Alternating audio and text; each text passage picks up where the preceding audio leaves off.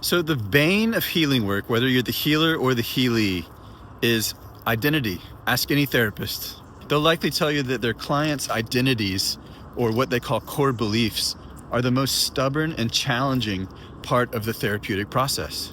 We're talking about really deep stories of self here, right? Maybe the deepest, like I'm not good enough, I'm unsafe, I'm unlovable, I'm alone.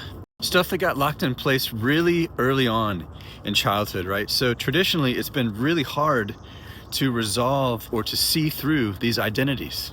With the development of the Killer Bee inquiries, Scott and I discovered why it's so hard, and that identity and core beliefs actually aren't the deepest problem or the bane of the healing process. That title and honor goes to the mechanism of emotional repression and the buried emotions that it keeps held down within us. It's the root of suffering because it keeps our worldviews, our core beliefs, our identities, and other stories of self feeling true, which is to say, it keeps us suffering. It's like the glue that holds our suffering states intact. And it's also why focusing on the content of our suffering or of our stories isn't all that important ultimately.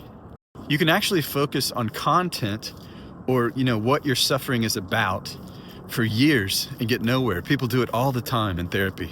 My mom said this, my dad never did that, I'm not good enough, I'm unsafe, I can't connect with people. These are all examples of the content of your suffering, right? It's your story or your identity. Now, here's what we found in KI.